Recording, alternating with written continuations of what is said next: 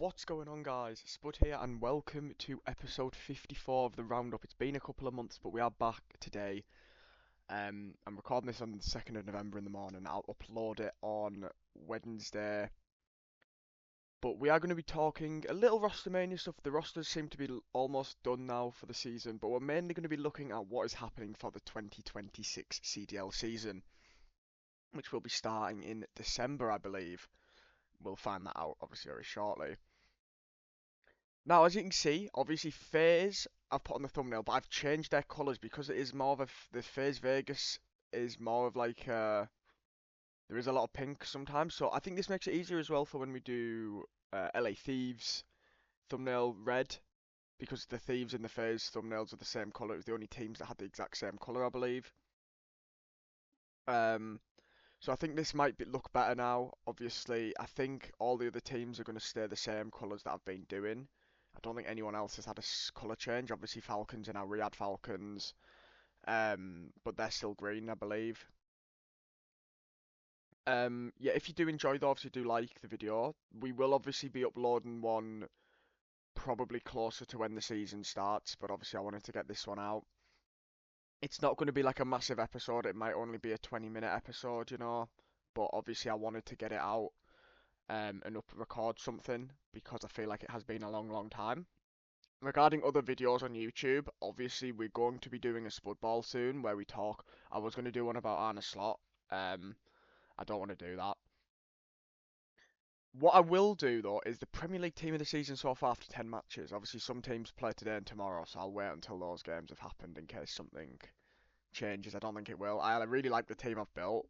I think it's actually bang on. Except I haven't actually chosen the right winger yet. That's the only problem. But yeah, do like this video if you enjoy. Subscribe to the channel if you're new, of course. We do upload more stuff than just the roundup. We do Life is Strange, Walking Dead. We haven't uploaded stuff in a while, to be honest. Obviously, I stopped streaming. We were going to do a Halloween stream on the 30th, but that never happened. So sorry to the people who were hoping for that. Um, but there will be another stream in the future. Obviously, we did one mid-October as well. So let's get straight into it. So there's quite a few things I'm probably gonna miss. There's stuff I've missed in the timeline. It's been 2 months. I've kind of been out the loop. So this is currently where we're at. So Optic obviously confirmed. LA Thieves are confirmed. FaZe Vegas are confirmed. Riyadh Falcons are confirmed. Koi. Oh yeah, it's not Toronto Ultra anymore. It's Toronto Koi. So Koi are confirmed. Gentlemates are still rumored. Vancouver Surge is rumored. G2 Minnesota, they're now called rather than Minnesota Rocker. Estriel's still there, the rest of it's rumoured, but likely to happen, I believe. Now, this post was from a few weeks ago. I don't know if these things have changed. Cloud9 New York is Mac, Afro, Vivid, and Beans, apparently. That's a nice little roster, rumoured. Um, it's going to be the same team that Heretics had last year, except obviously no Real. Boston, it's going to be three of the same plus Nasty. And then we've got the Royal Ravens, which we're going to talk about separately. Also, there is a Challengers. Barstool Sports have a Challengers team, which is class, and it's Capsidal, Spart, TJ Halley, and someone else. Proloot, I think, maybe?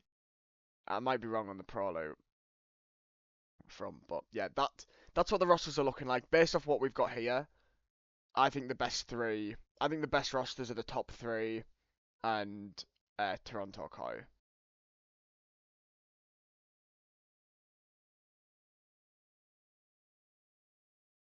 There was another Keisan Showdown, which was won by Shotzi and Mercules. They reverse swept Hydra and Scrap twice to win. So well done, Shotzi and Mercules.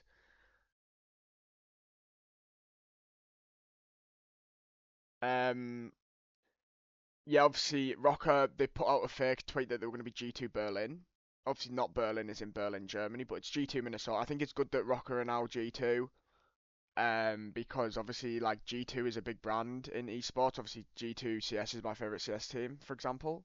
So I think it was kind of good that they've done that now, since they took over the since they took over. So Royal Ravens. So they've obviously got Slasher in the team for next year. They're going to sign Craze, who deserved that opportunity. I believe Craze was the one that Cloud9 were looking at for EWC, but they didn't go for him in the end. They're eyeing Lurks and Geo to round out the roster, so Lurks obviously will get an opportunity in the league. Geo, obviously Geo's been a solid player the last couple of seasons, so I don't think that's really um, a shock that he would be making that roster at that time. So we're going to talk about Halo Esports as well quickly. Obviously, Optic did come second. It's a disappointing way for Optic to finish. Will this be the end of formal? Potentially. Obviously, the super team that they built won a few events, but second in the biggest one. Obviously, one of Formal's teammates is set to be on the Vancouver Surge roster in COD, so he's making the switch from Halo to COD. Have to see how that goes. But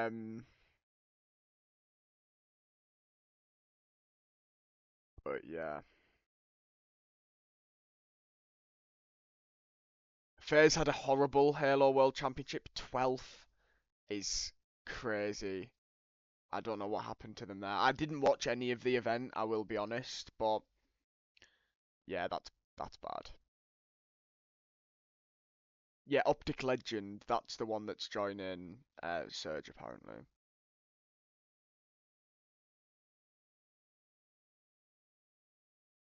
So, this is where we're going to talk the last bit about ROSTERMANIA, I think. Ravens target Nero over Geo for final roster spots. Obviously, Nero, again, a bit like Geo, a couple of good years, but haven't made champs on Las Vegas Legion or on Minnesota Rocker.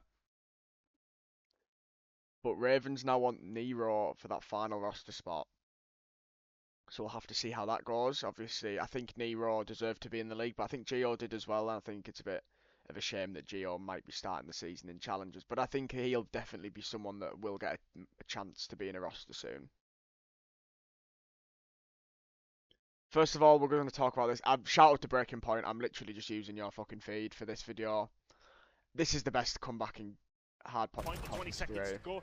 I've watched this so many times because the fucking I literally get goosebumps from watching it, which is crazy. But like, this was just absolutely nuts. The lead as we head into the next hill, but it's a small break from Thieves. Legion are here at Restaurant. It is a 7-point game as we head over towards the next hill. 19 tournaments for Clayster, and he's trying to put every bit of veterancy into this comeback that he can. 2 real finds a kill. The Thieves are in kitchen. It's reinforcements for Legion. Here come the Thieves. They cannot allow this to slip now. And there is snaking going on. Octane and Envoy have broken through. Ken finds the second 1v1. And it's Clayster looking for the last. And they put it in.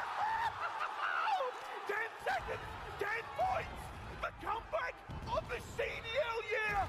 Can they do it? The Thieves are moving, but they are moving into the kill feed. And Legion have just made the greatest comeback in hardpoint you will ever see. It's just nuts, and I really wish I was doing the roundup then, because fucking hell, it would have been insane to have gone back and watched it. Because the thing is, I would have like micro-analysed that series, like every single player in that hard point, and the S&D round 11 was nuts as well. Fucking hell, take me back. Obviously, because Claes is probably was my favourite player. There wasn't on Optic the last few years. Probably him, Scump and Dashi are probably my favourite 3 ever players. So then Call of Duty League tweeted we've got some things to discuss on the 29th. This is the first thing though. Control is gone for the 2026 season. Now this is big news. We're replacing it with Overlord. I don't know anything about Overlord, but Control is gone. Which obviously I don't know if I'm going to buy Black Ops 7 because I don't think I'll play it enough, so I don't think I'll be buying it. But Control was always the mode that people didn't want to play, or it was seen as the more boring mode, because I mean, if you remember on Albagra Fortress in Modern Warfare 2, if you had defense and you literally got the first wave of kills, you were going to win that round unless you choked. So a new mode, I think that's something different, you know, a bit more excitement going into this season.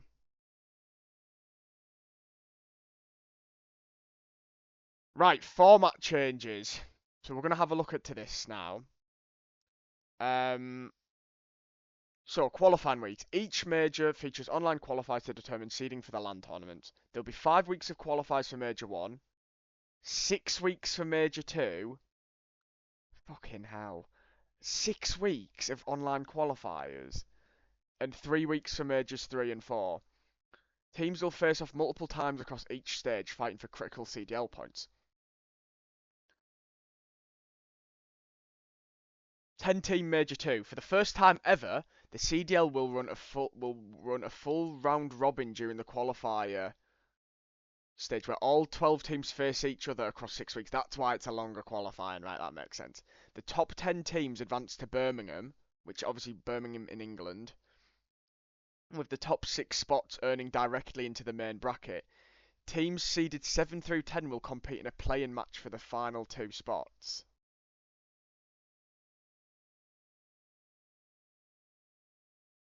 Wait, what?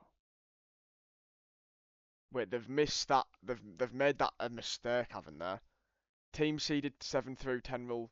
Well, that means there'd only be 8 teams.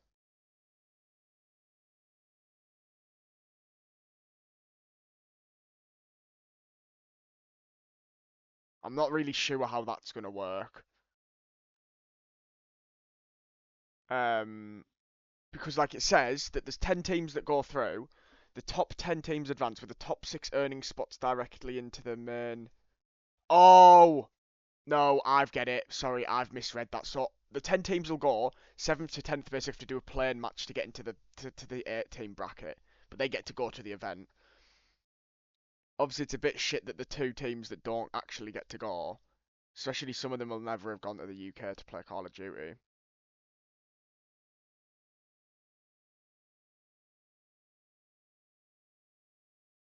Pro-Am Classic Major 3. The Pro-Am Classic returns for the first time since the 2023 season. Now, this is the first time I watched for a long, long time before getting properly into. This is the Pro-Am Classic at Major 1 in 2023 was the reason I started watching COD Esports again. Bringing together CDL and Challenger teams for one weekend of cross-division competition. The top 2 Challenger teams from Major 2's Open and the winners of the North America and Europe Elite Season 3 will qualify. So obviously that means we'll have a 16-team tournament. That's going to be fun. Minor tournaments are back for this year as well. 2 12-team single elimination minor tournaments will take place during the season, offering additional CDL points and excitement between majors. I thought the minor tournaments were alright last year. These tournaments are seeded based on Call of Duty League stands after Major 2 and Major 3, which means they are going to be for Major 3 and Major 4. Obviously that makes sense, there's less online qualifiers, there's obviously the Pro-Am. Sorry, not the Pro-Am, the 10-team Major, Major 2. And then obviously Hardpoint, Search and Destroy and Overlord. So I think these are really, really positive things to talk about. I quite like the Major 2 situation, and the Pro-Am's good. 5 weeks of online qualifiers for Major 1, not so much. But that's when the season's starting, so you're going to be hyped up anyway. You could have Cloud9 versus Royal Ravens, and I'll be excited. I do think my next video, by the way, for the roundup will probably be predictions for the season. I don't know when that'll actually be, but we're going to find out stuff here. I'm going to Yeah, let's start. Where are we going and some format changes that are being implemented? Yeah, let's start off with where we're heading. I know they always say under promise, over deliver, but I'm going to start things off hot. This is going to be the best event circuit the CDL has ever had. For Major 1, it's a classic, always a good time. We're going to Dallas, hosted by Optic Texas. Time for the annual trip for some good barbecue, watch some Call of Duty action, then Major 2. After 5 long years, we are finally going back to the UK. We will be at DreamHack Birmingham. There's been a lot of talk over the years about the Europe crowd showing up and showing out. So we have big expectations for this one. It's going to be awesome. It's going to be great. And don't forget, this is also at DreamHack. If you were in Dallas, you know what to expect. For the folks who don't, it's a huge festival of games and pop culture. It's going to be a fantastic time, a crazy weekend for all and the COD action. Major 3, we're heading to another location we haven't been back to in a while, Atlanta. Those of you in the South, I hope y'all can make it out. Lastly, Major 4, where the whole playoff race is going to be decided. Miles, you know what they say about Major 4? I have no idea. Major 4, bonjour. Oh! We're headed to Paris. Make sure you hit the gym because you're going to be eating a lot of cheese, bread. It's going to be a great time in Paris next summer. Now, our CDL season rounds out with Champs Weekend. We're excited to be able to reveal it. FaZe Vegas is going to be hosting in Sin City. No better place than to make your fortunes than in Vegas. And then last but not least, we'll be back at EWC later this summer. It's always a great tournament. Fans love it. That's going to close out our BO7 Call of Duty season for us. So that's 6 events all across the world. That is a really, really nice set of locations to be hosting Call of Duty this year. My only issue is I wish there was a 5th major, but I don't think that's going to be happening, obviously, with EWC and now, so I get that. There just isn't the time for it. So, obviously, this is going to be the 3rd champs in a row that's hosted by like an organisation, so I think this is just going to be the normal thing now. Obviously, Optic hosted it in 2024, and people are like, oh, host cheese, and then obviously Ultra hosted it last year, and Optic won again, so... I would have been tempted to go to the Birmingham one. Obviously, I know that it's pretty much sold out already. But obviously, it's around March time, I think, and obviously I'm going to Amsterdam late February, so it doesn't really work out for me, because I'll have no money left. Right, we're going to look at this.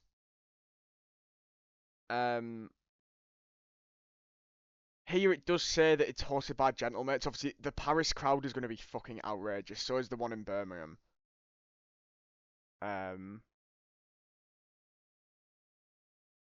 Obviously, minor tournaments.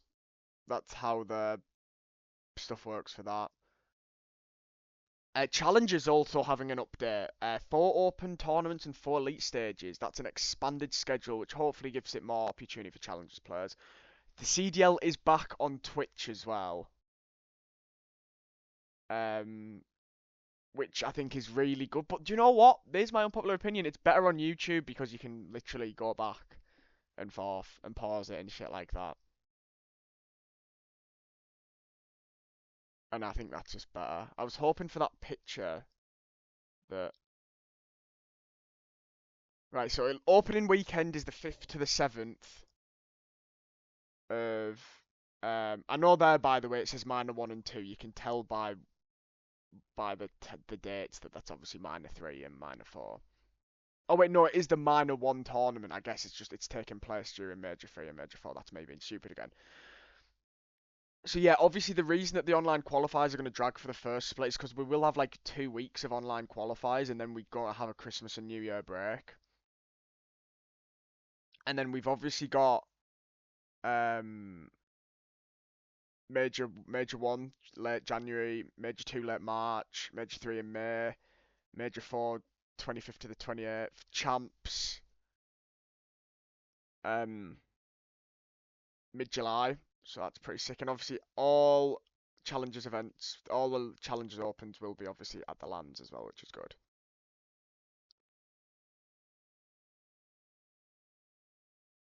Here's a CDL roster list going into pre-season. Let's have a quick look at this. Optic and Thieves are in S. Gentlemates, Vegas, Koi in A. Heretics B. Falcons, Breach, Surgeon C. G2, Ravens and Cloud9 in D.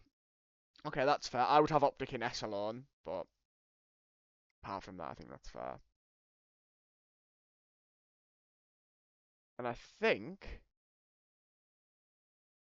that is it regarding that. Also, on a roundup schedule, I still haven't decided if we're going to do these as weekly uploads or not. Genuinely, it depends on how my hours go at work. I've been working a lot recently at work, and now my hours are starting to go down a little bit, which obviously for me, I like to relax quite a lot. I don't mind it too much.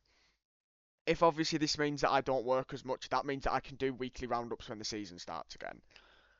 Regarding most of the rest of the stuff around, the MVP ladder will return, Rookie of the Year ladder will be there as well. Obviously, I think there was going to be a few rookies to start the season off, which is really good for the Rookie of the Year ladder, so we can actually do one off the bat. It could still be one every 2 weeks with the uploads. We don't know yet. We'll just see how it goes. But yeah, I said this would be about a 20-minute episode. That is what it's going to be. I don't even know what I'm going to title this. Just 2026 CDL schedule, I think, is probably the best thing. But yeah, thank you so much for watching. If you have watched, obviously the next. So what it said like December the 5th, wasn't it, or something like that for opening weekend. We'll probably upload our predictions in the next couple of weeks. Then we'll do our. I want to do my CDL predictions separate to my first week predictions. So we'll probably do the CDL 2026 predictions 2 weeks before the opening weekend, and then the week after we'll upload our predictions for the first games of the week. I've not looked at the schedule yet or who's playing who. I haven't looked at any of that yet. That's stuff that I'll look at when we get to opening weekend, I think. But thank you very much for watching. Hope you liked the video, and I'll see you next time. Bye for now.